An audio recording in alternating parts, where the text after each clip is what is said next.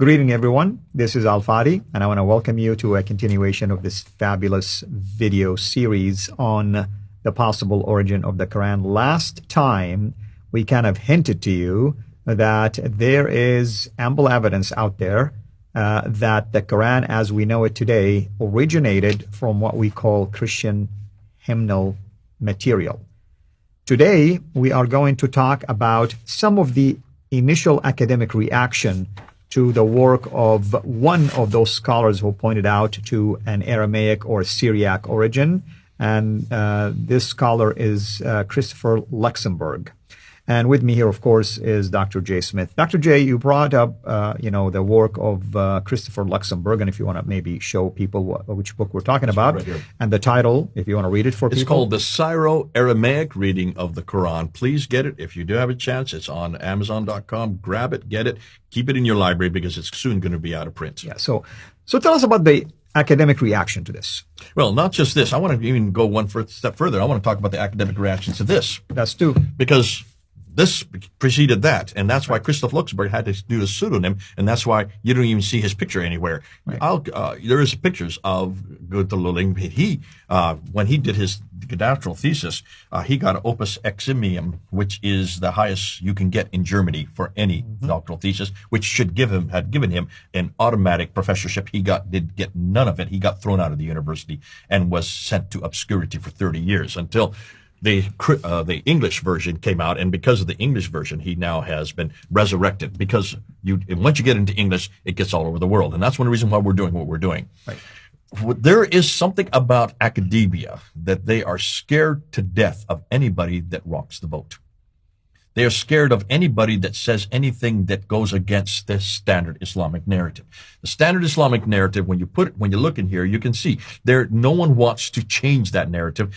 And this is the question I want to come up with. Why is it that the Germans had to throw him out of the university? Why is it that Christoph Luxemburg has to change his name? Right. And why is it that no one has yet refuted Christoph Luxemburg's thesis? Yeah. I mean, what is it that these gentlemen did, other than just pointing out that there is a possible Aramaic origin, and they proved that their thesis actually sticks? Well, I asked this of Thomas Alexander, and Thomas Alexander said, Jay, there's a real problem, not just in Germany. This is happening in France. It's happening in Britain. I know it's happening in Britain because I was part of it. I got censored. When I was there in the 1990s, I would go to university after university, and I would do all the debates for the Christian unions who are all being challenged by the Islamic societies on all these different universities. You name it, I've been there. I've been to the Durham University. I've been to Oxford, Cambridge Union. I've debated on both those unions. I've debated in Manchester, and I've been all over London and King's College. All these places I have had debates, until 2010. In 2010, I became an Islamophobe. Overnight, I was targeted as Islamophobe, a hate preacher. And immediately, as soon as I got those two names, no other university was allowed me to come in. That's all Muslims had to say. He's an Islamophobe. Now, why is it Muslims are doing this? And why is it this is unique to Islam? There's no Christianophobe or Hinduophobe or Sikhophobe or Westernophobe. We don't have any other phobes except for Islam. Right. That word only exists in Islam. What does that suggest to you? Well, I mean, it suggests to me, unfortunately, a reaction, weakness in defending many of these evidence or theses. And the only drawback here, or fallback, I should say, is to try to just shut, the opposition completely.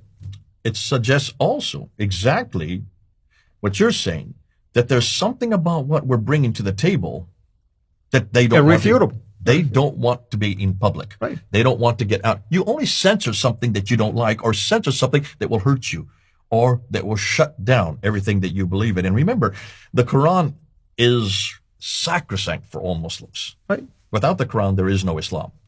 That's true. And I read these books, and the scholars and the authors never attacked Islam. There isn't a single attack in there. There's nothing phobic about it. Exactly. There's no hate in any of it. This is called textual criticism. Isn't that what has been done with the Bible since the 1800s? Oh, my goodness, Muslims always brag about Bart Ehrman and this and that. I mean, so we don't call it, Christianophobic, Is there anybody that's put death threats on Bart Ehrman?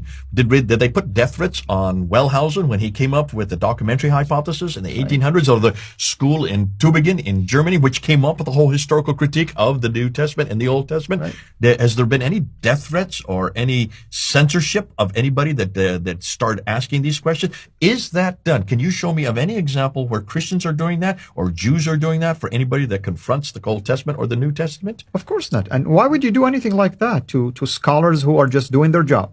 So this is unique to Islam. I don't know of any other area of research, whether it's in science, whether it's in the humanities, whether it's in the biblical studies, that where we have censorship and call people Islamophobes or Christianophobes. That just doesn't exist. In fact, it makes no sense to even use that phobic title, because phobic means fear of. Yeah, I mean, it has to be a psychological code then. I mean, is there a treatment for this? What is the treatment for this? Well, diagnosis, The treatment is read the book.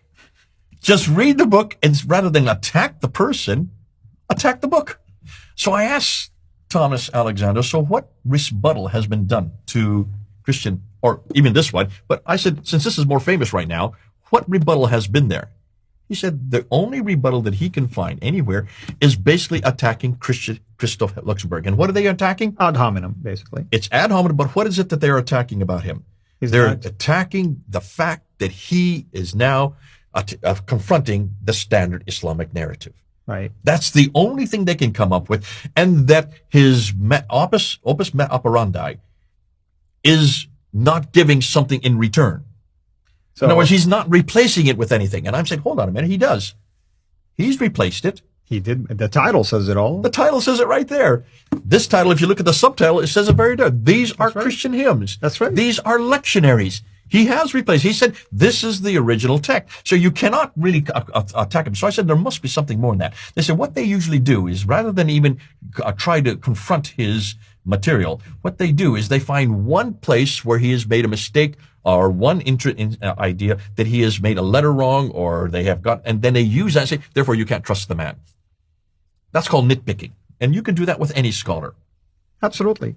And it's pretty sad, really, because you would expect the field of academia to allow you freedom to share things in a respectful manner, of course. I mean, I don't endorse the idea of attacking people and calling names. That's not what this work is about. But to come up with wild ideas and try to back it up, what's wrong with that? Isn't that what research is all about? Yeah. Now, we get this all the time. Listen, I remember sharing with you last night where a number of years ago, I got mutawafika mixed up with muatafika. I put the mutawafika, yeah. I said, instead of saying mutawafika, I said muatafika. Yeah. And I had a scholar, even a Christian, he was a Christian, who shut me down and attacked me and says, how can you trust Jay? Every scholar makes a mistake. Case in point. The Muslims all over the internet right now are putting up all these videos against me because I said way back in 2000 that one of the most dangerous men of Islam was a guy named Zakir Naik. And I said that in the 2000, actually it was the 1990s. I said this in 1997 when I said that. In 1997, he was our most dangerous advocate. That was before we knew about Shabir Ali, before we knew about Adnan Rashid and all these other characters. Right. That was before Muhammad Hijab probably was even born. And back there in 1997, if you look at me, I'm quite a bit thinner, and I don't have a beard, and I look quite a bit different. You need to put it in the context of what we're talking about. But they're saying, see, Jay he's completely off the water. How can you trust anything he said? Because he said Zakir Naik is the most difficult man. Well, this is typical of when you don't have any material, when you have nothing to confront the person, what they're saying, you need to then confront their image, or you confront their character. Ad hominem is the word you used. That's and ad hominem is the only thing they have against Christoph Luxemburg. It's the only thing they have against Gunter Luling. Right. Can you see how easy that is to do? So what I'm asking any Muslim scholar, if you have a problem with Gunter Luling, if you have a problem with Luxemburg, can you please write up where is the problem with his thesis? Because what we want to do is I want to go through his thesis, and I want to show you exactly what he has done. When you realize the steps he took to get to where he's at, confront those steps. Then we will listen to you. That's a good segue, because next time we are going to talk about, I think it's called the 7 steps. The 7 steps. That's what we are going to talk about, which is the 7 steps that Luxemburg used in his book. Until next time, have a blessed day.